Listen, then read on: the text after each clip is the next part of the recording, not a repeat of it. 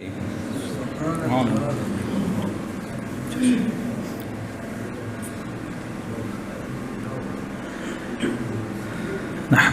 ونصلي ونسلم على رسوله الكريم وعلى آله وأصحابه أجمعين أما بعد فأعوذ بالله من الشيطان الرجيم بسم الله الرحمن الرحيم وداعيا إلى الله صدق الله العظيم. دروشی پڑھیں سب. صلاۃ والسلام علیکہ یا سیدی السلام علیکم یا صلاۃ والسلام علیکہ یا سیدی صلاۃ والسلام علیکہ یا سیدی یا رحمۃ للعالمین وعلی آلہ وصحبہ یا امام الانبیاء والمرسلین. حمد و صلات کے بعد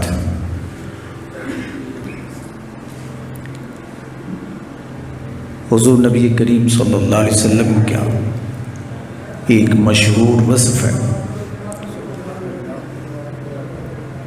فرمایا وداعیا الی اللہ کہ وہ اللہ رب العزت کی طرف ہے، اللہ کے بندوں کو بلاتے ہیں.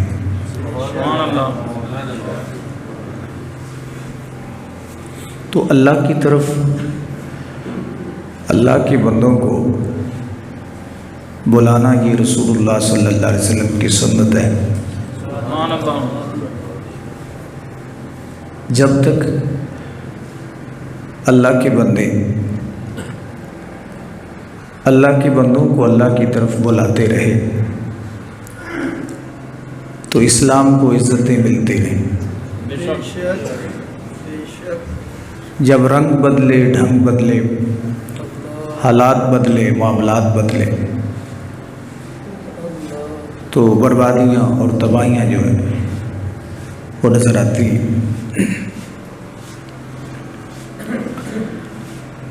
اللہ رب العزت کے بندوں کی جب کوئی بات مان کے اللہ کے قریب ہوتا ہے تو اللہ کے بندوں کو بڑی خوشی ہوتی ہے، انہیں راحت نصیب ہوتی ہے، انہیں سکون میسر آتا ہے. حضرت ذوالنون مصری رضی اللہ تعالیٰ عنہ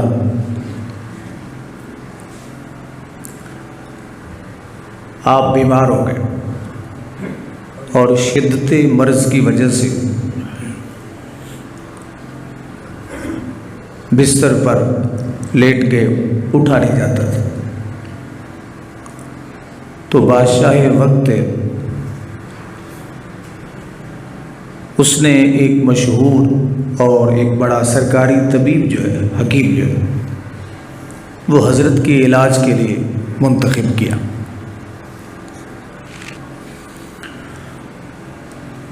اب وہ کچھ عرصہ آپ کا علاج کرتا رہا لیکن کچھ افاقہ نہ ہوا. اب اس حکیم اور طبیب کو یہ خطرہ لاحق ہو گیا کہ اگر بابا جی بچے نہ تو بادشاہ وقت جو ہے وہ مجھے چھٹی بری کرا دے گا، تنخواہ بند کر دے گا، اور مجھے جو ایک سرکاری منصب حاصل ہے، مثال کے طور پہ کوئی ہاسپٹل کا MS ہو تو کوئی ایسا مریض اس کے لیے، اب ہمارے جو ڈاکٹرز حضرات ہیں ان کے لیے جو انہیں منزل دی جاتی ہے وہ انتظامی امور کے حوالے سے ہوتی ہے، لیکن کبھی انہیں یہ ٹارگٹ نہیں دیا جاتا کہ فلاں بندہ جو ہے وہ بہت سخت بیمار ہے، وہ تندرست ہو جائے تو تمہیں اتنا انعام دیں. ایسا نہیں ہوتا.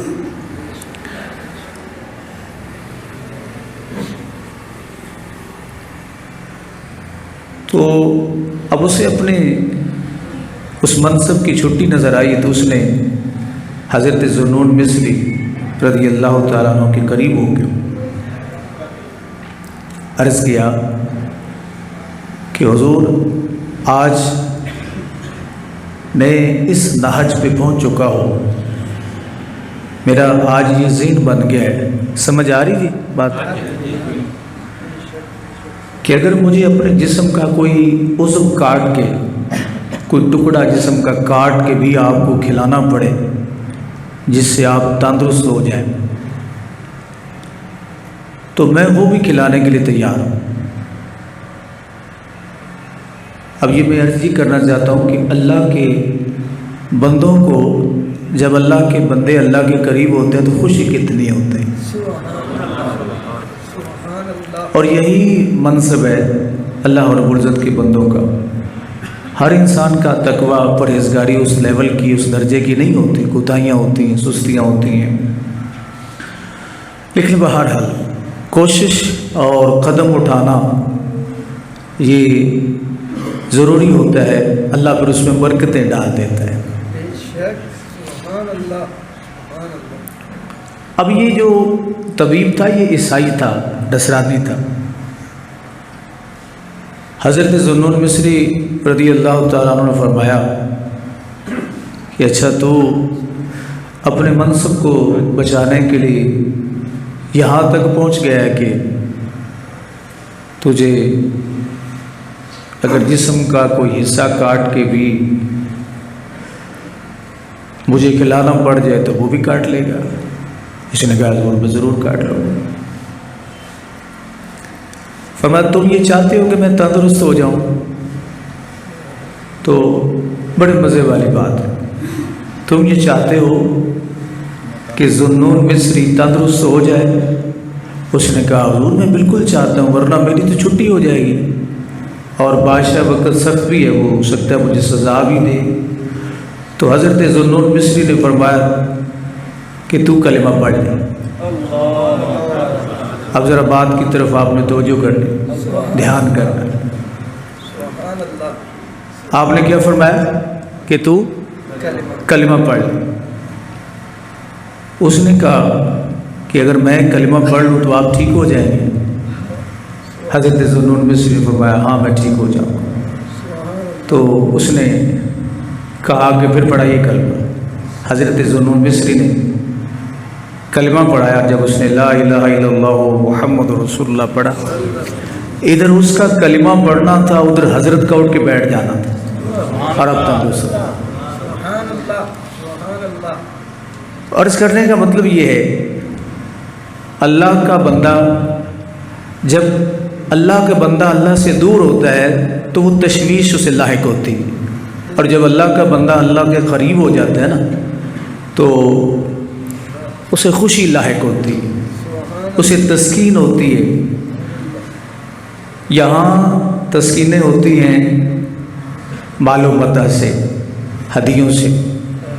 اگرچہ ہدیہ دینا یہ رسول اللہ صلی اللہ علیہ وسلم کے صحابہ کی سنت ہے، اور قبول کرنا بھی رسول اللہ صلی اللہ علیہ وسلم کی سنت ہے، لیکن بچوں کے لیے میں نے اس لیے منع کیا آپ کو کہ چونکہ ان کا یہ ابتدائی قدم ہے، تو ابھی یہ زیر تعلیم ہے، تو پھر آپ کو پتہ ہے کہ ہمارے ہاں تو حالات ایسے بنے ہوئے ہیں، بلکہ پورے معاشرے میں کہ پیراں دی اولاد جمدی پیر ہوندی تے مولویاں دی اولاد حالی جمی نہیں ہوندی، پہلی مفتی ہوندی۔ تو اس سے پھر معاملات یہ خراب ہوتے ہیں کہ بچوں کی جو ان کی ڈائریکشن ہے نا، ان کا رستہ جو وہ بدلنے کا خطرہ ہوتا ہے۔ تو آپ یہ ناراضگی میری بات کی نہ کریں کہ میں نے آپ کو کیوں منع کیا، اس لیے میں نے منع کیا تھا۔ تو یہاں آپ ہمیں ہدیے دیتے ہیں تو ہمیں خوشیاں ہوتی ہیں، لیکن اللہ کے بندوں کو خوشی اس بات پہ ہوتی تھی کہ اللہ سے دور کوئی بندہ اللہ کے قریب ہو جائے۔ اور یہ کوئی چھوٹی بات نہیں تھی۔ آج ہمارے مزاج میں، ہمارے ماحول کے اندر، ہماری جو مروجہ محافل ہیں ان میں روحانیت کیوں نہیں رہ گئی؟ خوشامد اور تشہیر یہ بھی جو پسند ہوتی ہے، چاہے وہ ہماری ذات کی ہو، چاہے وہ ہمارے ادارے کی ہو، چاہے وہ ہمارے کسی بھی حوالے سے، جب ہم اس چیز کو پسند کرتے ہیں تو اللہ تعالیٰ اس پروگرام میں، اس محفل میں روحانیت ختم کر دیتے ہیں۔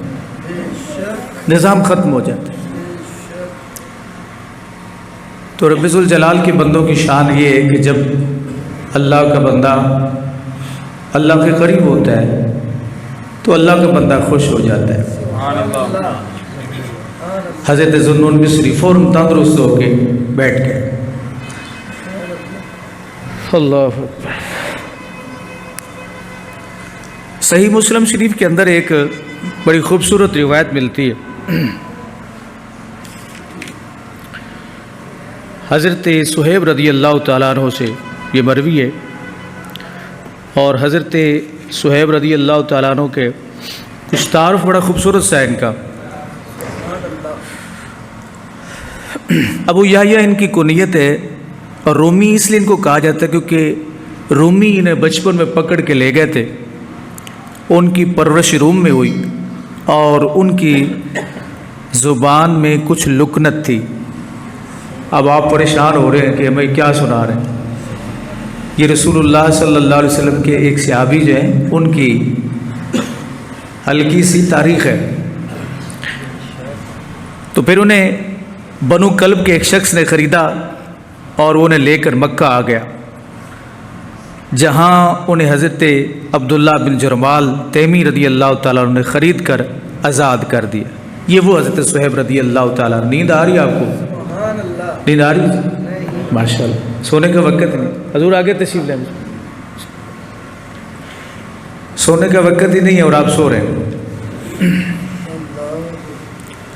تو یہ حضرت صہیب رضی اللہ تعالیٰ عنہ، آپ فرماتے ہیں کہ نبی کریم صلی اللہ علیہ وسلم نے پرانے دور کے ایک بادشاہ کی کہانی سنائی، اور میں اس کو لفظاً نہیں بلکہ مفہوماً آپ کے سامنے رکھوں گا۔ اگر یہ کہانی آپ کو یاد ہوگی، آپ نے بچوں کو سنائی، تو انشاءاللہ اللہ رب العزت جو ہے وہ بہاریں عطا فرمائے گا۔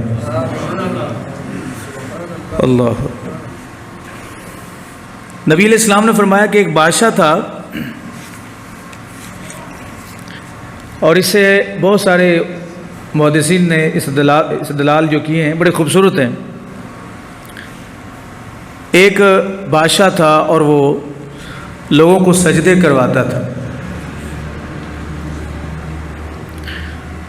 اس کے پاس ایک جادوگر تھا جو جادو سے کام لے کر بادشاہ کے مختلف کام کرواتا تھا، اور یہ حدیث پاک میں کوئی کہانی وغیرہ نہیں ہے۔ جادوگر بوڑھا ہو گیا تو اس نے بادشاہ سے کہا کہ بادشاہ میں بوڑھا ہو رہا ہوں، تو مہربانی کر کسی نوجوان کو میرے پاس بھیج تاکہ میں اس کو جادو سکھاؤں، اور میرے مرنے کے بعد، کہ بڑھاپا بھی تو موت کے قریب لے جاتا ہے نا انسان کو، میرے مرنے کے بعد میری سیٹ یہ سنبھال لے اور تیرے کام کاج جو تو الٹے سیدھے کرواتا ہے وہ یہ کرتا ہے۔ تو بادشاہ نے ایک لڑکے کا انتخاب کیا۔ اب جس کا انتخاب بادشاہ کرے، وہ لڑکا کتنا عقل مند ہوگا، کتنا زیرک ہوگا، کتنا سمجھدار ہوگا، کتنا فہم والا ہوگا، کتنی عقل والا ہوگا۔ اس لڑکے کا انتخاب کیا کہ بادشاہ نے بہت سارے ذہین طلباء، ذہین قسم کے لڑکے بلوائے، ان سب کا جب امتحان اپنے لحاظ سے اس نے لیا، کسی کے ذمہ لگایا، تو نتیجتاً وہ اس کا انتخاب ہو گیا۔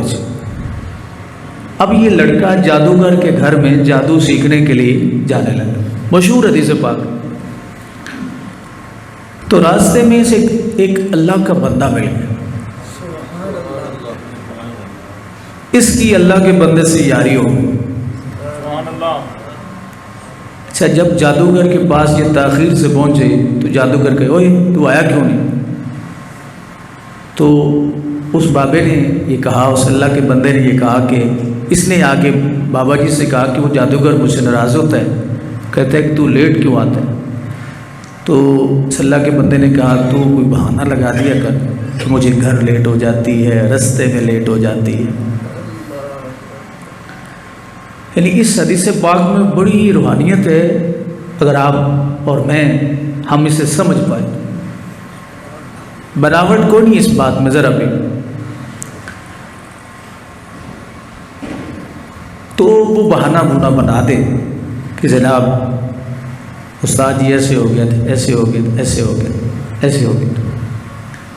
ایک دن یوں ہوا کہ یہ لڑکا، اس کے ذہن میں ایک بات بیٹھی ہوئی تھی کہ پتہ نہیں یہ جادوگر سچا ہے یا یہ بابا سچا ہے، ان دونوں میں سے سچا کون ہے. یہ بھی تو ایک معاملہ ہے نا ہمارے آج کل کے ماحول میں بھی، کہ زندگی گزر چکی ہے اور ابھی تک ہمیں یہی پتہ نہیں چل سکا کہ ٹھیک کون ہے.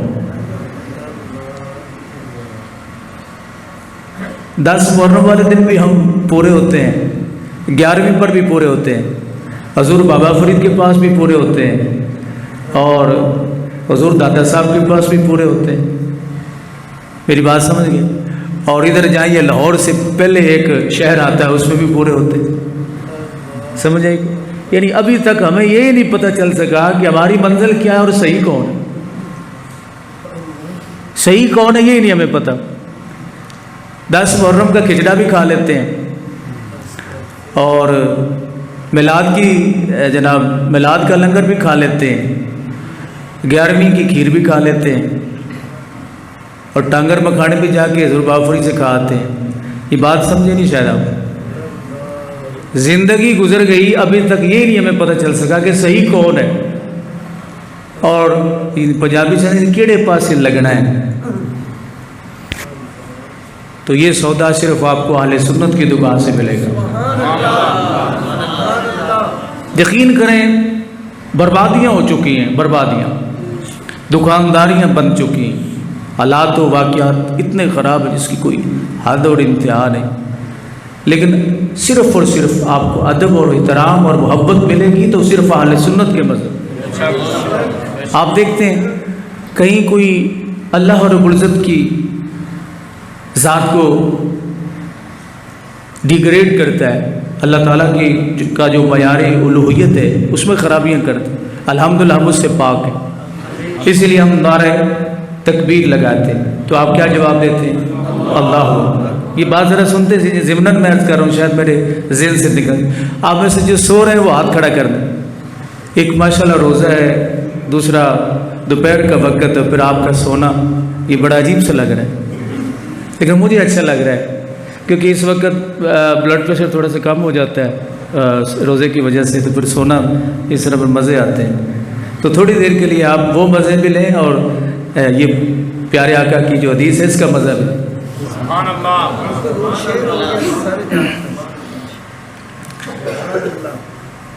تو ہم نعرہ تکبیر لگاتے ہیں، اس کے بعد نعرہ رسالت آ گیا. اب کچھ لوگ ہیں جو نعرہ رسالت نہیں لگاتے ہیں. آپ کو یاد نہیں کہ بادشاہ مسجد میں نعرہ رسالت لگایا گیا تو لوگوں نے مرد آباد کہہ دیا تھا. اس طرح کے ذہن کے لوگ بھی موجود ہیں، لیکن ہمیں فخر ہے اللہ کی فضل سے. یہ حضرت بابا فرید گنج شکر کا فیضان ہے، حضرت داتا گنج بخش علی حجویری کا فیضان ہے، اور یہ حضرت سلطان باہو رحمۃ اللہ علیہ کا فیضان ہے، یہ حضرت بخو شاہ رحمۃ اللہ علیہ کا فیضان ہے، جو ہم صحیح عقیدے کے ساتھ بیٹھے ہوئے ہیں اللہ کے فضل سے. اب ہمیں یہ نعرہ بھی عزم ہو گیا رسالت کا. اس کے بعد کون سا نعرہ لگاتے ہیں؟ نعرہ تحقیق لگاتے ہیں. رسول کریم صلی اللہ علیہ وسلم کے جو 4 یار ہیں ان کی صداقت کا اعلان کرتے ہیں. اور آپ کیا کہتے ہیں؟ حق 4 یار، یہی جواب دیتے ہیں. اب مجھے لگا کے دکھائیں یہ نعرہ کچھ لوگوں کی محفل میں. آپ لگائیں گے آپ کے گلے پڑ جائیں گے، یہ کیوں لگایا؟ ہوتا ہے ایسا کوئی نہیں، لیکن الحمدللہ ہمیں اس بات پہ فخر ہے. اور پھر ہم ایک اور نعرہ لگاتے ہیں جو ہمارے ایمان کی جان ہے، نعرہ حیدری. حضرت سیدنا مولا کائنات کرم اللہ وجہہ الکریم آپ کی شان کا نعرہ لگاتے ہیں. اب کچھ لوگوں کے آپ محفل میں جائیں وہ عزم نہیں ہوتا، یہ عزم نہیں ہوتے تو پھر بعد والے غوثیہ کیسے عزم ہوگا؟ اور بھی لگاتے ہیں ہم نعرہ کو. کھانے کے لیے ہر چیز وہ تو ہاں جی وہ تو ہے نا جی. وہ مجھے ایک دوست نے نا، وہ ایک بڑے حضرت صاحب بڑے بڑے خطاب کرتے ہیں، وہ نہیں وہی بات نا کہ کھچڑا ہو تب بھی وہ پورے ہوتے ہیں، بابا فرید رحمۃ اللہ علیہ کا مزار ہو تب بھی پورے ہوتے ہیں، دادا صاحب ہو تب بھی پورے ہوتے ہیں، میلاد ہو تب بھی پورے ہوتے ہیں، اور جب کوئی فوت ہو جائے تب بھی پورے ہوتے ہیں۔ وہ ایک مقام سے ختم پاک کا خطاب کر کے نکل رہے تھے تو ایک لڑکا موبائل لے کے نا قریب چلا گیا، جا کے پوچھا حضرت یہ آپ کا تو مسلک اس بات کی اجازت نہیں دیتا کہ آپ یہ ختم پاک میں شامل ہوں، پڑھیں یہ وہ۔ تو وہ آگے سے ہنس کے کہا کہ حالانکہ حضرت سارا جیسے آپ فرما رہے سارا کام کر کے نکلیں، ہنس کے آگے سے کہنے لگے کہ یہ بدعتی لوگ ہیں، ان کو پیغام دینے کے لیے جاتے ہیں، باہر آ کے توبہ کر لیتے ہیں۔ یہ آپ کی کوئی اصلاح ہو رہی ہے کوئی نہیں ہو رہی ہے؟ ہمارے پاس تو جو کچھ تھا ہم نے ادھر لگا دیا، ہمارے پاس ایسے نہیں کہ 50 ہزار روپے فیسیں دے کے آپ لوگوں کو خوش کریں۔ یہ بات بھی نہیں سمجھے۔ ان السهم لبلغ المقتل، تیر اپنے نشانے پہ پہنچ چکا۔ نہیں سمجھ آئی بات کی؟ نہیں آئی؟ چلو جس کو سمجھ نہیں آئی ہاتھ کھڑا کرے۔ ماشاءاللہ۔ تو کہا جی یہ ان بدعتی لوگوں کو پیغام دینے کے لیے گئے تھے، اب توبہ باہر آ کے توبہ کر لیتے، یعنی اس طرح کے معاملات ہیں۔ لیکن الحمدللہ آپ کو مبارک ہو کہ اللہ نے آپ کو وہ عقیدہ دیا ہے جس میں محبت ہی محبت، اللہ کی ذات ہو تب بھی محبت ہے، رسول اللہ کی ذات ہو تب بھی محبت ہے، اہل بیت کی ذات ہو تب بھی محبت ہے، صحابہ کرام ہو تب بھی محبت ہے، اولیاء اعظام ہو تب بھی محبت ہے، علماء ہو تب بھی محبت ہے۔ یہ فقط یہ سودا آپ کو اہل سنت کی دکان سے ملے گا اور کہیں سے نہیں ملے گا۔ کہیں اہل بیت کی محبت آئی تو صحابہ کی نفرت کی بو آئی، کہیں صحابہ کی محبت آئی تو اہل بیت کی نفرت کی بو آئی، لیکن اللہ نے ہمیں اس سے بچایا۔ بلکہ امام اہل سنت نے تو یہاں تک کہہ دیا اہل سنت کا بیڑا پار، اہل سنت کا بیڑا پار ہے، صحابہ حضور نجم ہے اور ناؤ ہے عطرت رسول اللہ۔ اللہ تو اسی طرح اس لڑکے کو بھی ابھی وہم تھا کہ پتہ نہیں جادوگر ٹھیک ہے کہ بابا ٹھیک ہے۔ یہ جا رہا تھا تو راستے میں روڈ بند تھا بالکل، اور وہاں کیا تھا جناب کہ ایک بہت بڑا جانور کھڑا تھا، اس نے سارے لوگوں کا راستہ روکا ہوا تھا، کوئی خطرناک قسم کا جانور تھا، اس نے راستہ بند کیا ہوا تھا۔ تو اب یہ جو نوجوان تھا، جو لڑکا تھا، یہ جا کے اس طرح کھڑا ہو کے نا اس بلا کو دیکھنے لگ گیا، کہتا آج وقت ہے، آزماتا ہوں، آج آزماؤں گا بابا سچا ہے یا جادوگر۔ سن، وہ اللہ کا بندہ سچا ہے، یہ جادوگر سچا ہے۔ تو اب یہ جناب کھڑا ہوگا جا کے، اس نے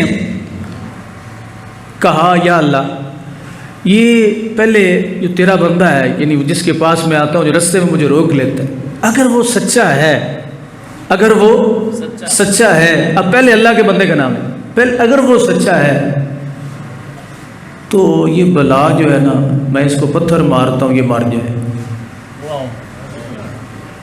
یہ مر جائے۔ اس نے پتھر اٹھایا اور اس بلا کے مارا تو وہ وہیں پہ ڈھیر ہو، وہ جانور مر گیا۔ یہ اللہ رب العزت پر ایمان لے آئے، سبحان اللہ۔ اب اس کا روزانہ آنا جانا اللہ کے بندے کے پاس بیٹھنا، اور جب یہ آتا تو وہ اللہ کا ولی بڑا خوش ہوتا کہ یہ نوجوان آتا ہے، روزانہ آتا ہے جاتا ہے۔ ایک دن اس نوجوان سے اس بابا جی نے کہا کہ اللہ نے تم پہ فضل فرما دیا ہے، اللہ نے تجھ پہ فضل کر دیا ہے، پر میرا کسم دسی نا۔ اب فضل کیسے ہوا، یہ مفہوم ہے اس کا، مختصر کر رہا ہوں۔ وہ لڑکا اللہ نے اس کو یہ شان دی کہ وہ اندھوں کو آنکھیں دینا شروع ہو گئی، بیماروں کو شفا دینا شروع کر دی۔ یہ بادشاہ جس نے اس کو جادو سکھانے پر مامور کیا تھا، اس کا ایک وزیر تھا، وہ وزیر اندھا تھا۔ بیٹا آواز تھوڑی سی کھولو نا، سانسیں کھینچ رہی۔ وزیر اندھا تھا۔ اسے پتہ چلا کہ ایک لڑکا ہے وہ اندھوں کو آنکھیں دیتا ہے، تو اس کے پاس آ گیا بڑے تحفے شفے لے کے۔ اس سے کہنے لگا تم اندھوں کو شفا دیتے؟ اس نے کہا میں شفا نہیں دیتا، اللہ شفا دیتا ہے، میں تو ایک بہانہ ہوں۔ اور میں یہاں پہ یہ بات عرض کرنا چاہوں گا کہ رسول اللہ صلی اللہ علیہ وسلم یہاں یہ بات کر رہے ہیں، حضور یہ واقعہ سنا، صحیح مسلم شریف ہے، تو نبی علیہ السلام کو یہ پتہ نہیں چلا کہ اللہ کے علاوہ کوئی شفا نہیں دیتا؟ حضور نے یہ جملے کیوں کہے؟ کہا نہیں جملے کیوں کہے؟ شفا اللہ ہی دیتا ہے، اللہ کے بندے بہانہ ہوتے، وسیلہ ہوتے۔ تو اس نے کہا جیسے بھی ہے تو مہربانی کر کے مجھے آنکھیں چاہیے، نظر چاہیے۔ اس نے کہا پھر تو ایمان لے آئے گا؟ اس نے کہا لے آؤ، لیجیے جناب۔ اس بابے سے فیض آیا اس میں، اب لڑکے سے آگے منتقل ہونے لگا ہے۔ اس نے ہاتھ پھیرا، اللہ نے اس کو نظر دے دی، اس نے کلمہ پڑھ لیا۔ جب کلمہ پڑھ لیا، دیکھتا ہوا بادشاہ کے دربار میں آیا، بادشاہ سے کہا، بادشاہ پوچھو تو اندھا تھا؟ اس نے کہا جی میں، مجھے آنکھیں مل گئی۔ کس نے دی؟ فلاں لڑکا ہے اس نے دی، نوجوان اس نے دی۔ کہا اس کو پیش کیا جائے۔ پیش کیا گیا اس لڑکے کو، کہا کہ تمہیں یہ کس نے، یہ طاقت تمہیں کس نے دی ہے؟ جس نے تمہیں طاقت دی ہے اس کا پتہ بتاؤ۔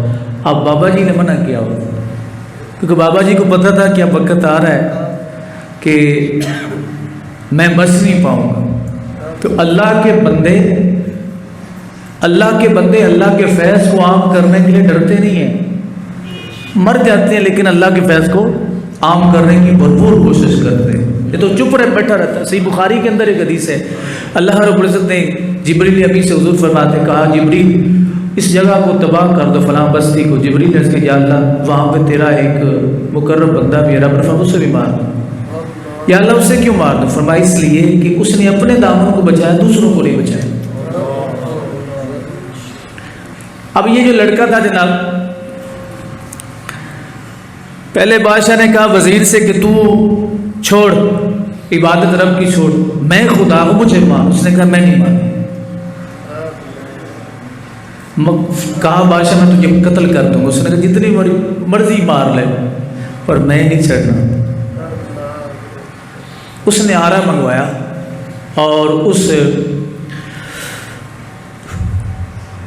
وزیر کے سر پہ رکھا، اس کو پھیرا، 2 ٹکڑے کر دیا سیدھا اس طرح، آدھا وزیر ادھر جا گرا، آدھا ادھر جا گرا۔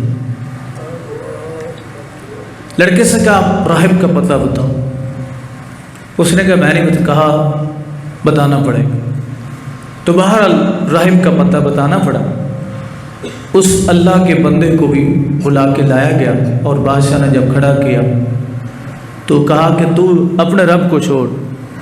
اس نے یہ کہا ہوگا، حدیث میں یہ الفاظ نہیں ہے، یہ ضرور کہا ہوگا کہ جس نے مجھ سے کچھ سیکھا، جسے اللہ نے کچھ عطا فرمایا، اس نے پھر آگے کسی کو سکھایا، اور جس کو اس نے کچھ دیا ہے وہ اس نے جسم کے 2 ٹکڑے کروا لیے، وہ نہیں پھرا تو میں کیسے پھروں؟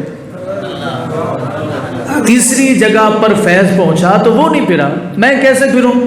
کہا جیسے تیری مرضی ویسے کر۔ اس نے وہی آرا منگوا کے نا اس اللہ کے بندے کو بھی 2 ٹکڑے کر۔ یہ حضور صلی اللہ علیہ وسلم یہ بات بیان فرما رہے ہیں۔ آپ یہ بتائیے کہ آج کے دور میں کوئی ایسا بندہ ہے جسے دین مصطفیٰ کے لیے اتنی تکلیف برداشت کرنا پڑے؟ ہے کوئی ایسا؟ لیکن وہ رکتے نہیں ہیں، ان کا نظام چلتا رہتا ہے۔ اب اس لڑکے سے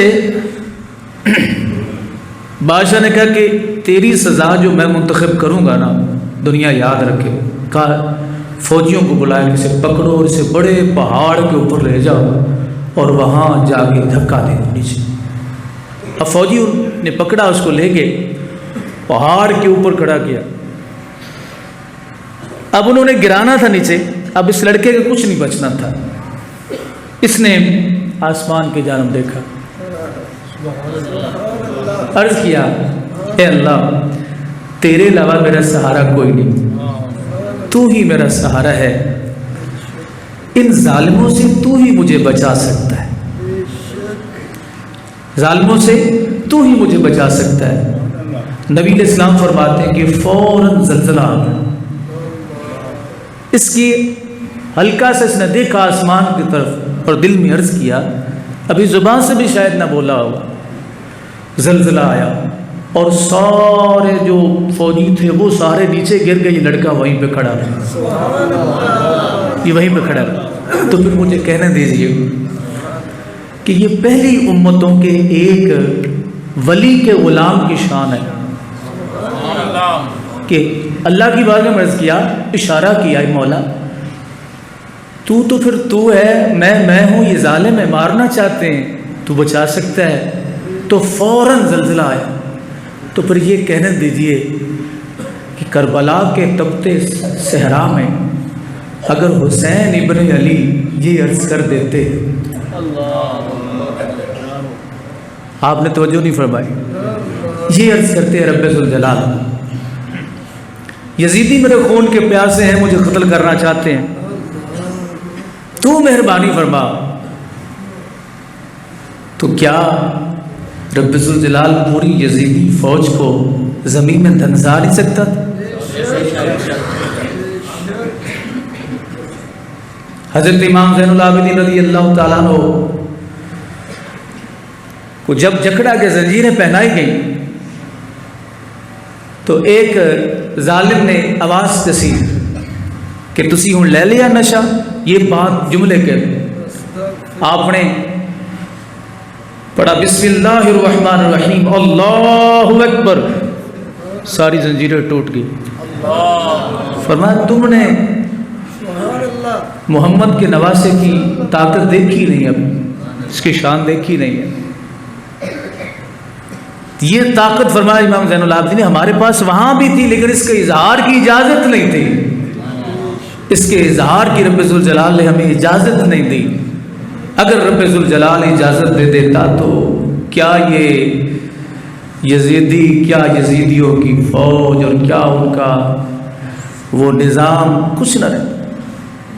تو اس نے عرض کیا ہے رب ذوالجلال، اللہ رب العزت نے اس کی معمولی سی اس دعا پہ رب کائنات نے وہ پہاڑ میں زلزلہ جو آیا اور سارے فوجی زمین بوس ہو گئے، گر گئے، اور یہ چلتا ہوا ٹہلتا ہوا بادشاہ کے دربار میں اب پھر آ رہا ہے موت کی طرف۔ اسے یہ چاہیے تھا نا کہ گھر چلا جاتا، اب یہ پھر موت کی طرف آ رہا ہے۔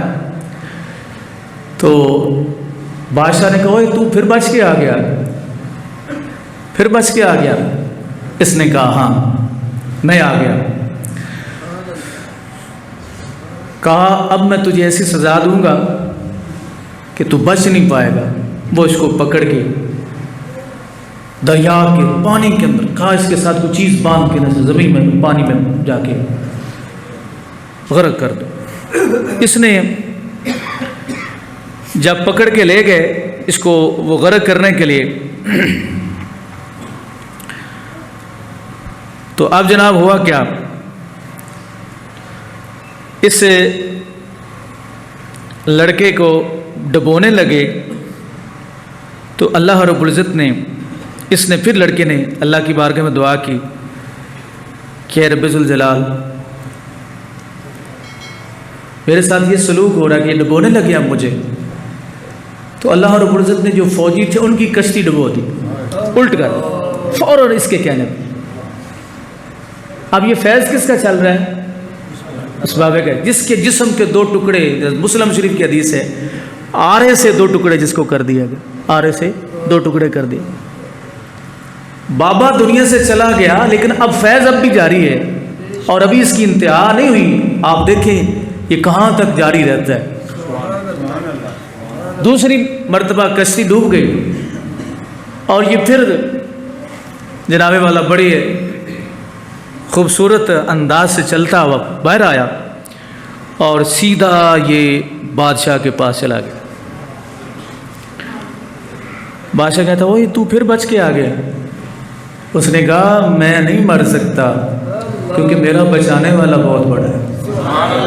کوئی انسان کسی انسان کو ذلیل نہیں کر سکتا کیونکہ عزت دینے والا بڑا ہے. جب ذلیل کرتا ہے تو وہی کرتا ہے ذلیل. عزت دینے والے کی بڑی شان ہے.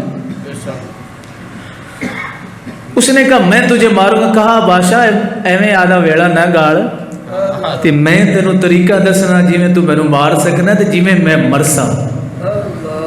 اس نے کہا تم کیسے مجھے مار سکتے ہو, کس طرح تم مرو گے, میں تمہیں مارنا چاہتا ہوں. بادشاہ نے کہا تو نے اپنا زور لگا لیا, کوئی اور اگر تدبیر ہے تو وہ بھی کر لے, لیکن میں مروں گا نہیں. میرے مرنے کا صرف ایک ہی طریقہ ہے, اس سے تم مجھے مار سکتے ہو, وہ ورنہ تم مجھے مار نہیں سکتے. اس نے کہا وہ کیا طریقہ ہے؟ اس لڑکے نے کہا ابھی لڑکا ہے, ابھی اس نے 40 سال تک جانا ہے, تو کیا حالت اس کی طاقت کا کیا عالم ہوگا. ابھی اس نے اوپر جانا ہے, ابھی تو نوجوان ہے کہ 4 دن تو گزرے جادو سیکھنے کے لیے گیا تھا اور راستے میں اللہ کے بندے کے ہتھے چڑھ گیا.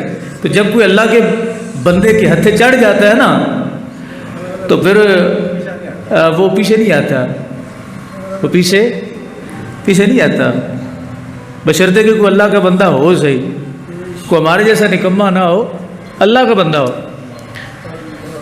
تو حضرت گرامی اس نے کہا کہ ایسے کرو کہ لوگوں کو جمع کرو اور مجھے ایک بہت بڑے درخت کے ساتھ لٹکاؤ, درخت کے ساتھ لٹکاؤ.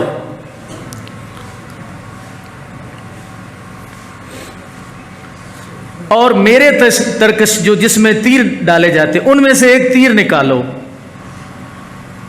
اس میں سے ایک تیر نکالو اور وہ تیر اپنے کمان میں جب کسو گے نا تو اس کو جب کھینچو گے تو اس وقت تم نے یہ کہنا ہے بسم اللہ رب الغلام. کیا کہنا ہے؟ بسم اللہ, سب پڑھ بسم اللہ رب الغلام, کہ اللہ کے نام سے شروع, ایسا اللہ جو اس لڑکے کا رب ہے, اس لڑکے کا رب ہے.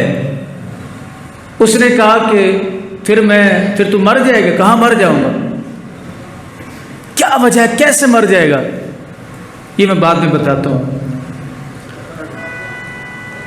اب اس بادشاہ نے اس کے ترکش سے ایک تیر نکالا, اسے تانا نہ جب کمان میں, اس کے اوپر پڑا بسم اللہ رب الغلام. لڑکے نے کہا بادشاہ کان کھول کے سن لے, میں اس دنیا سے جا رہا ہوں, یہ تیر مجھے لگے گا اور میں بھی شہید ہو جاؤں گا, لیکن تیرے نام سے اپنے رب کا نام لے نکلوانا چاہتا تھا, وہ میں نے نکلوانا. میں یہ چاہتا تھا کہ تیری زبان سے میرے رب کا نام نکلے. یہ حدیث میں الفاظ نہیں, یہ میں سمجھانے کے لیے عرض کر رہا ہوں کہ اس نے اس وجہ سے یہ کہا. بادشاہ نے کہا بسم اللہ رب الغلام. جب وہ تیر اس نے مارا تو وہ سیدھا اس کی کن پٹی پہ لگا, لڑکا شہید ہو گیا. حضرت ذی وقار, اب وہ شہید تو ہو گیا لیکن سلسلہ فیض ختم نہیں ہوا. اب یہ پہلی امتوں کے ایک ولی کی شان ہے اور ولی کے غلام کی شان جو سیکھنے کے لیے کچھ جاتا تھا. میرے آقا کے سبحان اللہ, حضور کی امت کی اولیاء کی عظمت کیا. سبحان اللہ. میرے مصطفیٰ کریم صلی اللہ علیہ وسلم نے فرمایا, حضور علیہ السلام نے فرمایا کہ بنی اسرائیل کی شریعت جو ہے وہ انبیاء کے سہارے چلی. بیٹھو. اور میری شریعت جو ہے وہ میری امت کے اولیاء کے سہارے چلے گی. اب اولیاء کا کام رسول اللہ کی شریعت کو چلانا ہے, اولیاء کا کام رسول اللہ کی شریعت کو ڈبونا نہیں ہے۔ آج یہ جو آپ لوگ ہمارے ہاتھ چومتے ہیں، بالخصوص سادات اعظام کی بڑی ذمہ داری، جتنے ہاتھ آپ چومتے ہیں ہمارا حساب بھی اتنا سخت ہوگا۔ حضرت عزیز وقار، اب بابا تو وہ لڑکا جو ہے وہ تو شہید ہو گیا ہے، خاموش رہو بیٹا، لڑکا شہید ہو گیا۔ اب ہوا کیا؟ اللہ اکبر، جتنے بھی دیکھنے والے تھے یہ منظر کو، جتنے بھی لوگ اس منظر کو دیکھ رہے تھے کہ ظالم بادشاہ کی زبان سے یہ لفظ نکلے ہیں اور وہ لڑکا شہید ہو گیا ہے، وہ لڑکا شہید ہوا اور جتنا بھی مجمع تھا سب نے پڑھا لا الہ الا اللہ محمد بسم اللہ رب الغلام، سب نے کہا کہ ہم اس غلام کے، اس لڑکے کے رب پر ایمان لاتے، آمنا برب الغلام، ہم اس لڑکے کے رب پر ایمان لاتے ہیں۔ سارے کے سارے کیا ہو گئے؟ مسلمان۔ اب بادشاہ کے لیے اور مسائل بن گئے۔ بادشاہ ایسے آگے تشریف لیں، خل صاحب آگے، کیسے آ جائیں آگے؟ بسم اللہ۔ سب نے کہا آمنا برب الغلام، کہ ہم اس بچے کے رب پر کیا لاتے ہیں؟ ایمان لاتے ہیں۔ سب ایمان لے آئے۔ اب بادشاہ وہ آگ بگولا ہو گیا، اس نے کہا کہ اب میں کیا کروں؟ اس نے کہا جتنے بھی یہ لوگ کھڑے ہیں نا، ان سب کے لیے گلیوں میں خندقیں بنوا دو۔ گلیوں کو کھود دیا گیا، ان میں خندقیں بنوا دی گئی اور آگ جلا دی گئی۔ آگ جلا دی گئی۔ جب آگ جلائی گئی تو ان سے کہا گیا اوے چھوڑ دو اپنے رب کو۔ گواہ چھوڑ دیں اپنے رب، ایسے ہی چھوڑ دیں اپنے رب، ایسے ہی چھوڑ دیں اپنے رب۔ کہا نہیں چھوڑو گے؟ سب نے کہا نہیں چھوڑیں گے۔ اس نے کہا ایک طرف سے ان کو آگ میں ڈالنا شروع کر دو۔ ایک طرف سے آگ میں ڈالنا شروع کر دیا، سارے شہید ہوتے گئے، لیکن لڑکے کے رب کو کسی نے نہ چھوڑا۔ ابھی اس ایک بابے کا فیض چل رہا تھا۔ حضور اسلام فرما رہے ہیں کہ جس کا آرا پھیر کے جس کے جسم کے دو ٹکڑے کیے جا چکے تھے، سارے لوگ جتنا بھی مجمع تھا سب کو آگ میں جلا دیا گیا۔ آخر میں رسول کریم اسلام فرماتے ہیں ایک عورت رہ گئی، اس کے پاس ایک چھوٹا سا بچہ تھا، چھوٹا سا۔ اچھا، اس بچے کی بالکل چھوٹا سا بچہ تھا۔ اس عورت نے جب اس میں چھلانگ لگانے لگی نا، وہ عورت جب چھلانگ لگانے لگی تو اس نے کچھ ہچکچاہٹ محسوس کی کہ میں چھلانگ نہ لگاؤں، میں بچ جاؤں۔ تو وہ جو چھوٹا سا بچہ تھا، ببلو سا بچہ، کتنے پیارے بچے ہوتے ہیں، وہ بچے کو لے کے جا رہی تھی۔ اس نے اپنی امی سے کہا اس بیری، امی صبر کر، فَإِنَّكِ عَلَى الْحَقِّ۔ بچہ کہتا ہے اللہ نے اس چھوٹے سے بچے کو زبان بھی دی، وہ بولا، کہتا ہے امی صبر کر، بے شک تو حق پہ ہے۔ مراد کیا کہ امی تو آگ میں چھلانگ کیوں نہیں لگاتی؟ تو اس رب کی ماننے والی ہے جو اس لڑکے کا رب ہے۔ حضرت عزیز کا عورت نے جب اپنے لخت جگر کو دیکھا ہوگا اور اس کی زبان سے یہ سنا ہوگا کہ وہ مجھے کہہ رہا کہ آگ میں چھلانگ لگا دو، تو اس کے دل پہ کیا گزری ہوگی ہے، اور رب ذوالجلال اس وقت کتنا خوش ہوا ہوگا۔ اس نے بھی چھلانگ لگا دی، وہ بچہ بھی شہید ہو گیا اور وہ عورت بھی شہید ہو گئی۔ تو یہ واقعہ جو بیان کیا میں نے حدیث پاک سے، اس کے بیان کرنے کا کوئی آپ کو کہانی سنانا مقصود نہیں تھا، مقصود یہ تھا کہ اللہ اور رب العزت کے جو بندے ہوتے ہیں نا، یہ ایک آگ کا دریا ہے اور ڈوب کے جانا، زخم پہ زخم کھا کے جی اپنے لہو کے گھونٹ پی، آہا نہ کر لبوں کو سی عشق ہے دل لگی نہیں۔ میرے بھائی پھر تو ہر چیز کو قربان کرنا پڑتا ہے۔ اور پھر یہ ذہن نشین کر لیں بات، آپ کا اگر اللہ رب العزت سے تعلق ہے تو رب ذوالجلال تمہارے تعلق کو کبھی رائے گا نہیں چھوڑے گا۔ حضرت سیدنا ابو ہریرہ رضی اللہ تعالیٰ عنہ سے مروی ہے، آپ فرماتے ہیں کہ ایک شخص نا اپنے گھر میں آیا تو غربت بہت زیادہ تھی، تو اس نے بیوی کو دیکھا، مشکات کے اندر یہ حدیث موجود ہے، بیوی کو دیکھا، اس نے کہا کوئی چیز لے آئے کھانے کی، یہ خاموش ہوا، کچھ نہیں تھا۔ اب بیوی نے سمجھا کہ اب اسے شرم آئی، باہر چلا گیا، گھر سے باہر چلا گیا، شرم آئی ہے اور اب یہ کچھ چیز لے کے آئے گا۔ اس نے ایسا کیا بیوی نے کہ چکی کا ایک پارٹ دوسرے پارٹ کے اوپر رکھ دیا، پیسنے کے لیے گندم نہ تھی، ایسے ہی اٹھا کے سیدنا ابو ہریرہ فرماتے چکی کا ایک پارٹ جو ہے دوسرے پارٹ کے اوپر رکھ دیا، اور گندم اس کے پاس نہیں تھی۔ بھائی چکی چلاتے وقت گندم ہو تو چلاتے ہیں نا، لیکن کچھ بھی دوسرا رکھ دیا، اور جا کے اس نے تندور جو ہے اس میں بالن ڈال، آٹا گھر میں نہیں ہے، تندور میں بالن ڈال دیا۔ جب بالن ڈال دیا نا، یہ حضور کی امت کی بات، تو ایک کونے میں کھڑی ہو گئی، کہتی ہے اے رب ذوالجلال، تیرے علاوہ ہمارا سہارا کوئی نہیں، میرا خاوند اس شرمندگی سے گیا کہ میں اپنی بیوی کو کیا منہ دکھاؤں کہ میرے پاس تو گھر میں کھانے موجود، آج ہمارے پاس کھانوں کے نام ہمیں یاد نہیں ہوتے۔ یہ ہمارے دوست مرزا عرفان صاحب سے تشریف فرما ہے، یہ ایک مرتبہ ہمیں ملتان انہوں نے ہمیں ایک ہوٹل میں لے گئے، وہ ہم جنگل میں رہنے والے لوگ، ہمیں کیا پتہ کس ہوٹل میں کیا ہے اور کیا نہیں، وہ جب انہوں نے ہمیں کھانے ایسے سے کھانے جن کا ہمیں پتہ ہی نہیں ہے، عجیب و غریب سے کھانے، اور آخر میں پھر انہوں نے پیالوں میں پانی گرم ڈال کے اس میں پھولوں کی پتیاں ڈال کے وہ لے آئے۔ اب ہم یہ سمجھے کہ یہ اوپر سے کچھ چائے وغیرہ پینے والے، ہمیں تو یہی نہیں پتہ، تو میں تو یہی دیکھ رہا تھا کہ مرزا صاحب جیسے کریں گے ویسے ہم بھی کر دیں گے، وہ جی ہاتھ دھونے کے لیے تھی، ہم اس کو پینے لگے۔ ایسے ایسے کھانے جن کی ہمیں نام یاد نہیں ہوتے، کیا کیا ان کے نام ہیں اور کیا کیا ان کی شکلیں ہم نے دیکھی ہوئی، لیکن غور فرمائے، عرض کیا ہے رب ذوالجلال تیرے علاوہ ہمارا سہارا کوئی نہیں، گھر میں کھانے کی کوئی چیز موجود نہیں۔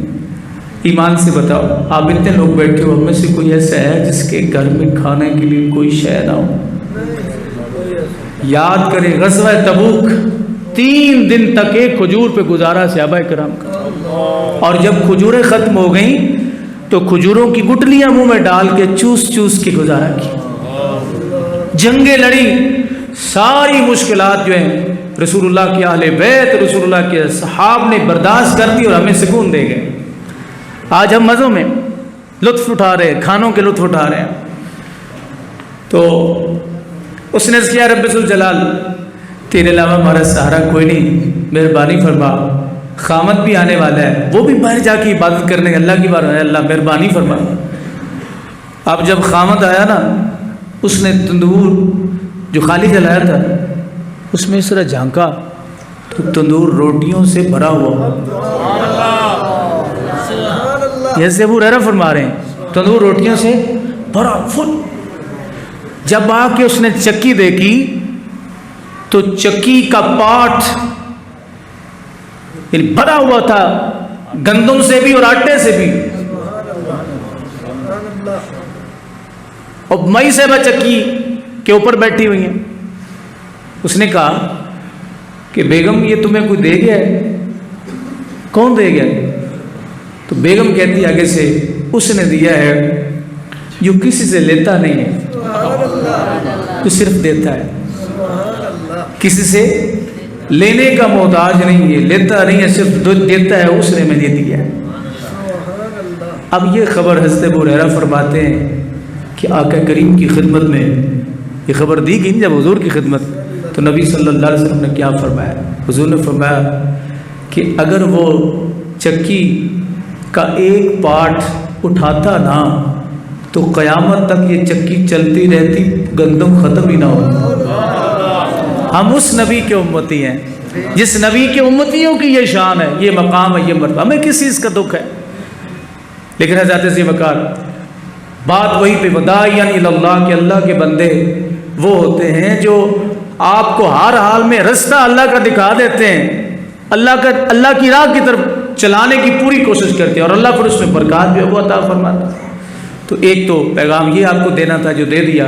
دوسرا پیغام، آج 3 رمضان المبارک ہے، اور آج آپ کو پتہ ہے سیدہ کائنات، مخدومہ کائنات، سیدہ طیبہ طاہرہ فاطمہ الزہراء رضی اللہ تعالی عنہا کا یوم وصال ہے۔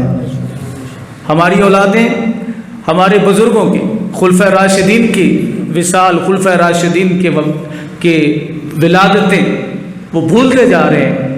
اسی طرح اہل بیت کی عظیم شخصیات کو بھولتے جا رہے ہیں۔ اپنی اولاد کو، حضور نے فرمایا بھی کہ اپنی اولاد کو میری اور میری اولاد کی محبت سکھاؤ۔ تو سیدہ کائنات فاطمہ الزہرا رضی اللہ تعالیٰ عنہ 3 رمضان مبارک کو آپ کا وصال ہے۔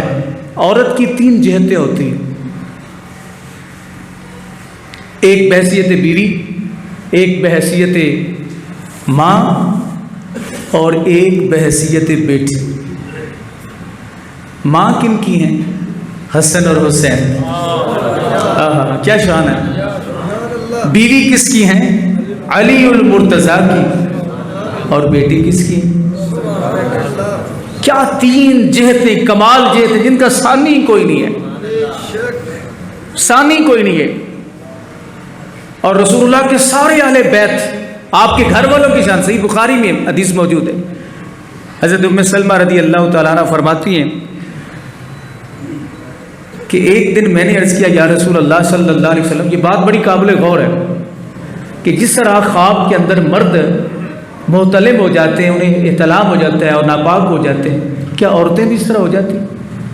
حضور نے فرمایا اے ام سلمہ، عورتوں کے ساتھ بھی یہ معاملہ ہوتا ہے، اگر ایسا نہ ہو تو بچے ماؤں کے مشابہ کیسے پیدا ہوں، کہ عورتوں کے ساتھ بھی یہ معاملہ ہوتا ہے کہ وہ بھی ناپاک ہو جاتے ہیں۔ سیدہ ام سلمہ نے عرض کیا یا رسول اللہ، میرے ساتھ تو خواب میں بھی کبھی ایسا نہیں ہوا کہ شیطان آیا ہو اور کوئی ایسا خیال آیا ہو جس سے میں ناپاک ہو۔ امام بخاری فرماتے ہیں حضور نے فرمایا ام سلمہ، تمہیں پتہ نہیں تم بیوی کس کی ہو؟ تمہیں پتہ نہیں تم بیوی کس کی ہو؟ فرمایا میرے اہل بیت کے قریب جھانکتے ہو تو دور کی بات ہے، خواب میں بھی شیطان نہیں آتا۔ اللہ نے ان کو اتنا محفوظ بنایا ہے، اللہ نے ان کو اتنا محفوظ بنایا ہے کہ شیطان بھی خواب میں نہیں آتا۔ اور یہ بات میں ضمن عرض کروں کہ اہل سنت و جماعت، ہر کمپنی کی اپنی اپنی ریکوائرمنٹس ہیں، شرائط ہیں، اور ہم انہی شرائط میں رہ کے زندگی گزار رہے ہیں۔ اہل سنت و جماعت کے نزدیک حضور صلی اللہ علیہ وسلم کی اہل بیت محفوظ ہیں، معصوم نہیں ہیں۔ اہل سنت کے نزدیک صرف اللہ کے فرشتے اور انبیاء کرام علیہ السلام وہ معصوم ہیں۔ اہل بیت کو رب ذوالجلال نے محفوظ بنایا ہے۔ تو کہا ہے ام سلمہ، تجھے پتہ نہیں کہ تو بیوی کس کی ہے؟ میرے گھر والوں کے قریب خواب میں بھی شیطان نہیں آتا۔ اور نبی علیہ الصلوۃ والسلام جب احد کی جنگ ہوئی تو رسول کریم صلی اللہ علیہ وسلم کے چہرہ مبارک پہ نا وہ جو خود ہوتا ہے نا اوپر، اس کی کچھ زنجیریں سی یہاں پہ وہ دھنس گئیں اور زخم ہو۔ سرکار دو عالم صلی اللہ علیہ وسلم کہ یہ خون جو ہے وہ یعنی خون تک وہ جلد تک نیچے پہنچ گئی۔ نبی کریم صلی اللہ علیہ وسلم کے صحابی حضرت مالک ابن سنان آگے ہوئے اور انہوں نے اپنے دانت سے وہ اس طرح کنڈیوں میں ڈال کے نا دانت کھینچتے، تو جب وہ سبحان اللہ ریشم جیسے رسول اللہ صلی اللہ علیہ وسلم کے رخسار مبارک سے وہ نکلی نا وہ کنڈیاں سی، تو خون سم آیا۔ مالک ابن سنان نے اس طرح اونٹ رکھ لیا، چوس لیا، پی لیا۔ خون حلال ہے یا حرام ہے؟ قرآن کیا کہتا ہے؟ حرام ہے، لیکن رسول اللہ صلی اللہ علیہ وسلم کا یہ خون تھا، چوس لیا نا۔ تو نبی کریم صلی اللہ علیہ وسلم نے فرمایا اے مالک ابن سنان، وہ خون تم نے چوس لیا ہے؟ جی یا رسول اللہ چوس لیا۔ فرمایا رب ذوالجلال نے تجھ پہ جہنم کی آگ حرام کر دی۔ آپ ذرا غور فرمائیں کہ اگر خون رسول کوئی غیر اس کے معدے میں چلا جائے تو جہنم کی آگ اس پہ حرام ہو جاتی ہے۔ میرے مصطفیٰ کی شگر شان دیکھیں تو سبحان اللہ، ایک شخص نے، ایک عورت نے آپ کا پیشاب پیا تھا، وہ رکھا ہوا تھا رسول پاک صلی اللہ علیہ وسلم پیشاب مبارک، تو اس نے پی لیا۔ نبی علیہ السلام نے فرمایا اللہ نے تجھ پہ بھی جہنم کی آگ کو حرام کر دیا۔ اب رسول کریم علیہ السلام کی شان اور مقام و مرتبہ یہ ہے۔ تو اگر خون رسول مالک ابن سنان کے جسم میں جائے تو حضور یہ فرمائیں، صاحب شریعت خود فرمائیں کہ تجھ پہ جہنم کی آگ حرام ہے، تو جن کے جسم میں رسول کا خون ہے اس کا مقام کیا ہے، ان کی شان کیا ہے، ان کا مقام اور مرتبہ کیا ہوگا۔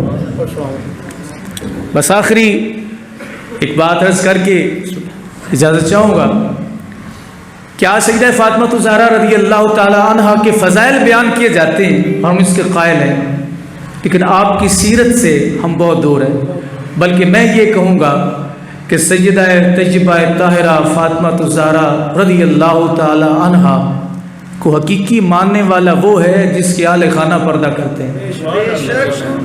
باقی سب پارٹیاں بنانے والے لوگ ہیں اور سیدہ پاک کے نام پہ سیاست کرنے والے، محفلیں چمکانے والے، تقریریں چمکانے والے ہیں، مال اکٹھا کرنے والے۔ اور یہ روایت بڑی خوبصورت ہے، آپ اس پہ ذرا توجہ فرمائیں۔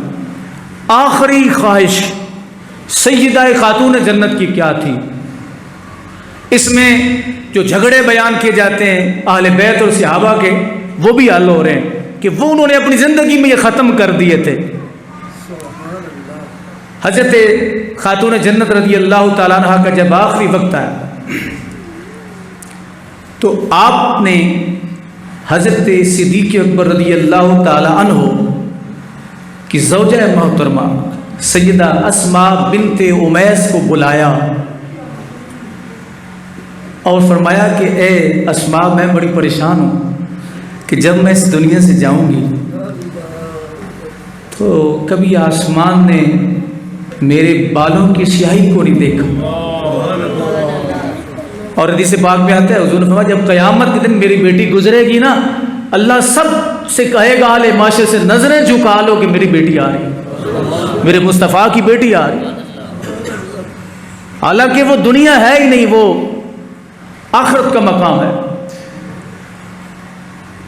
تو میرے بالوں کی سیاہی کو آسمان نے نہیں دیکھا، میں پریشان ہوں کہ جب میں فوت ہو جاؤں گی، سیدہ نے فرمایا اے اسماء، مجھے لٹایا جائے گا چارپائی کے اوپر۔ اب یہاں پہ ذرا ایک قابل غور بات کہ اگر ان کے آپس میں کچھ اختلافات ہوتے صدیق اکبر رضی اللہ تعالیٰ عنہ کے اور سیدہ فاطمہ الزہرا کے، تو پھر اپنی آخری ایام میں، آخری وقت میں سیدہ پاک نے حضرت صدیق اکبر کی بیوی کو ہی بلانا تھا۔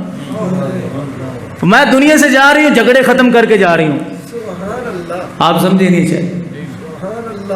لوگ کہتے ہیں نا کہ قرآن مجید کے 40 سپارے تھے، 10 سپارے صدیق اکبر کی بکری کھا گئی۔ کیسی بکری؟ جو اللہ سے داؤ لگا گئی۔ اور بعض نے کہا کہ قرآن کے 4 صورتیں قرآن سے حذف کی گئیں، ایک سورہ علی، ایک سورہ حسین، ایک سورہ فاطمہ اور ایک سورہ حسن، یہ حذف کر دی گئی، یہ عثمان غنی نے حذف کی معاذ اللہ۔ ہم یہ کہتے ہیں کہ مولا کائنات سیدنا علی المرتضیٰ رضی اللہ تعالی عنہ قرآن کے اتنے بڑے حافظ تھے کہ آپ جب گھوڑے پہ سوار ہوتے تو ایک رکاب پر ایک پاؤں رکھتے اور دوسری رکاب پر پاؤں رکھنے سے پہلے قرآن ختم کر لیتے۔ تو چوتھے نمبر پر خلافت کس کی آئی؟ حضرت مولا کائنات سیدنا علی المرتضیٰ رضی اللہ تعالیٰ عنہ کی۔ تو اگر صدیق اکبر نے کی بکری کھا گئی تھی یا حضرت عثمان نے حذف کیے تھے تو مولا علی نے وہ سپارے شامل کیوں نہیں کیے؟ انہیں تو یاد تھے۔ جھوٹ کی بھی حد ہوتی ہے یار۔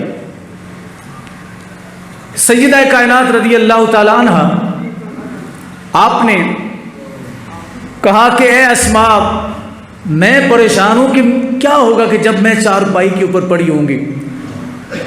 اور لوگ چارپائی میرا جنازہ اٹھا کے لے جائیں گے تو لوگوں کی نظر پڑے گی، چادر سے بھی میرے جسم کے خد و خال نظر آ رہے ہوں گے. مجھے اس وقت کی فکر ہے، مجھے قبر کی میں بات نہیں کر رہی، کیونکہ رسول اللہ صلی اللہ علیہ وسلم نے یہ تو اپنی وصال کے وقت سیدہ کائنات کی کان میں یہ بات کہہ دی تھی کہ اللہ تعالیٰ نے میرے اہل بیت کو جہنم سے محفوظ کر دیا. وہ آپ کو ٹینشن نہیں تھی، ٹینشن یہ تھی کہ جب دنیا سے جاؤں گی تو لوگ میرے جسم کو دیکھیں گے، کسی غیر محرم کی میرے خد و خال پہ نظر نہیں پڑنی چاہیے. اتنا پردے کا اور حیا کا کمال مقام. تو حضرت اسماء نے کہا کہ سیدہ پاک میرے پاس اس کا علاج ہے، یہ مسئلہ حل ہو سکتا ہے. سیدہ نے فرمایا وہ کیسے؟ عرض کیا کہ بی بی میں عراق گئی تھی، وہاں میں نے دیکھا کہ جب کوئی عورت فوت ہو جائے تو لوگ اس کے چارپائی کے چاروں پایوں کے ساتھ لکڑیاں باندھ دیتے ہیں اور اوپر کھجور کی ٹہنیوں کا چھپر ڈال دیتے ہیں، جس سے جسم وہ ڈھانپ دیا جاتا ہے. تو آپ خوش ہو کے بیٹھ گئی، حالانکہ بیماری کا عالم، تو خوش ہو کی اور فرمانے لگی اللہ کی عزت کی قسم میں کامیاب ہو گئی کہ اے اسماء جب میں فوت ہو جاؤں تو میرے چارپائی کو جب لے جایا جائے، میری چارپائی کو اے اسماء جب لے جایا جائے تو یہ کھجوروں کا چھپر میرے اوپر بنایا جائے تاکہ کوئی میرے جسم کی طرف بھی نہ دیکھ سکے. سیدہ فاطمہ زہرا کے ماننے والے ایسے ہوتے ہیں کہ جو اپنی ازواج اپنے اہل خانہ کو اس قدر حیا سکھائیں، اس قدر ان کو پردہ سکھائیں اور اس پر عمل پیرا ہونے کی کوشش کریں. عورتیں پردہ نہیں کرتی، یہ آپ بھی جانتے ہیں، سمجھتے ہیں، لیکن مرد ہونا تو عورتیں پردہ کرتی ہیں. اقبال نے کہا تھا نا کہ پردہ آخر کس سے ہو جب مرد ہی زن ہو گئے. مرد جب تک مرد رہتا ہے بیوی پردہ کرتی ہے، بیٹی پردہ کرتی ہے، بہن پردہ کرتی ہے، ماں پردہ کرتی ہے. مرد میں جب غیرت ختم ہوتی نہ بیوی پردہ کرتی، کام بیوی سے شروع ہوتا ہے، کام بیوی سے شروع ہوتا ہے. تو سیدہ طیبہ طاہرہ رضی اللہ تعالی عنہا آپ کا یہ پیغام ہے، کیونکہ آج آپ کا یوم وصال ہے، آپ کا یہ پیغام ہے اگر مجھ سے محبت کرتے ہو تو اپنے اہل خانہ کو پردہ دو. کیونکہ ہم نے تو دنیا سے جانے کے بعد بھی پردے کا خیال رکھا گیا. اور بعض حضرات نے کہا کہ مدینہ شریف میں سیدہ طیبہ طاہرہ رضی اللہ تعالی عنہا پہلی شخصیت تھی کہ جن کے چارپائی کے اوپر جیسے ہم مہارا کہتے ہیں، مہارا بنایا گیا اور آپ کی چارپائی کو اٹھا کے لے جایا گیا. اللہ آپ کے مزار پر انوار پہ کروڑوں اربوں رحمتوں کا نزول فرمائے. آپ سب حضرات جو ہے وہ روزے کے باوجود تشریف لائے، آپ کا بہت بہت شکریہ. اور آپ نے جو تکلیف برداشت کی اس کے لیے بھی معذرت خواہ، اس لیے پروگرام کو بھی کچھ مختصر کیا گیا، اسی وجہ سے اللہ ہم سب کو عمل کی توفیق عطا فرمائے. اور آپ جو بھی خواہشات لے کے آئے ہیں اللہ آپ کی خواہشات کو، جو جائز خواہشات اللہ ان کو پورا فرمائے، آپ کے رزق میں، آپ کے علم میں، آپ کے عمل میں برکات عطا فرمائے. وآخر دعوانا ان الحمد للہ رب العالمین.